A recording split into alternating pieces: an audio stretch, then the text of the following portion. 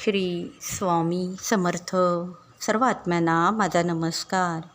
आज मला एकच सांगायचं आहे की आपण सगळ्यांशी तर चांगलं वागायचंच आहे, पण आपल्यामध्ये अहंकार बाळगणं देखील आपण सोडून देणं खूप गरजेचं आहे. कारण आपण आपल्या अहंकारामुळे आपल्याच माणसांना दूर करून बसतो.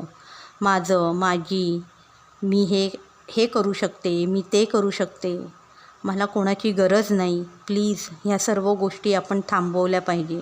तरच आपण आपलं आयुष्य सुखी समाधानाने व्यतीत करू शकतो. अहंकारामुळे खूप काही गोष्टींचा नाश तर होतोच, पण आपल्याकडे जे येणार असेल ते सुद्धा आपण गमावून बसतो. म्हणूनच थोडं नमतं घेणं केव्हाही चांगलं. आपली चूक नसेल, पण जर समोरचा व्यक्ती आपल्याला आपल्या आयुष्यात हवा असेल तर हो, थोडंसं नमल्याने काहीही फरक पडत नाही असं मला तरी वाटतं. हो, चुका होतात, सगळ्यांकडून होतात, पण प्रत्येक व्यक्ती प्रत्येक वेळेला तसंच वागेल असं देखील नाही ना. म्हणून आपल्याला माफ करणं पण शिकलं पाहिजे. चूक एकदा होते, दोनदा होते, सारखी चूक होत असेल तर तो गुन्हा आहे. मग अशा व्यक्तींना आपण समजावत बसण्यापेक्षा किंवा त्याला काही उलटसुलट बोलत बसण्यापेक्षा त्या व्यक्तीला आपण आईच्या स्वाधीन करून आपण तो विषय तिथेच थांबवणं खूप योग्य ठरेल. म्हणूनच जितकं होईल तितकं आपण एकमेकांना समजून घेणे गरजेचं आहे. बाकी सर्व आईला समर्पित करून मोकळं होणं हे आपल्याला फायदेशीर ठरेल.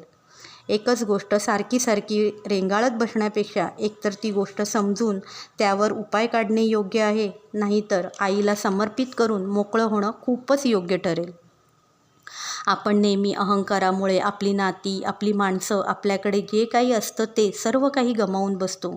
कारण आपण अहंकाराला जास्त मोठं लेखतो बाकी सगळ्यांसमोर. म्हणूनच स्वतःला सावरा. आपल्याला जी गोष्ट पटत नाही तर त्या गोष्टीपासून किंवा त्या व्यक्तीपासून दूर राहा, पण मनात त्याच्याबद्दल अहंकार, ईर्ष्या, सूड घेण्याची भावना ह्या येऊ देऊ नका. कारण ह्यांनी समोरच्याला नाही तर आपल्यालाच जास्त त्रास होणार असतो. ह्याचा चांगलाच आपण विचार केला पाहिजे. म्हणूनच आपण स्वतःला आईच्या नामात, ध्यानात मग्न करून घेणं गरजेचं आहे, जेणेकरून आपल्याला नकारात्मक ऊर्जेचा स्पर्श देखील होणार नाही. तसंच त्याउलट आपल्यामध्ये सकारात्मक ऊर्जा वाढवून आपण आपल्याला व समोरच्या व्यक्तीला योग्यपणे समजून घेऊ शकतो व त्याला योग्य रीतीने समजवू देखील शकतो. मला हेच सांगायचं आहे की आपण जेव्हा झुकू तेव्हाच खरे आपण झोपेतून उठू, हे लक्षात ठेवा. आपल्या अहंकारामुळे आपण आपल्या आजूबाजूचा परिसर देखील खराब करून टाकतो. आपल्या अहंकारामुळे खूप काही उद्ध्वस्त करून टाकू शकतो. म्हणूनच जितकं समजून घेता येईल तितकं आपण आपल्या स्वतःला तसंच इतरांना चांगल्या गोष्टींमध्ये गुंतून ठेवता येईल असा प्रयत्न आपण करत राहणं गरजेचं आहे. व आपली आईची साथ आपल्याबरोबर असल्याकारणाने सगळ्या गोष्टी हळूहळू बदलून सगळीकडे सकारात्मक असं वातावरण पुन्हा एकदा प्रज्वलित होईल. म्हणूनच थोडं नमा म्हणजे मनासारखं आयुष्य आपण व्यतीत करू शकतो.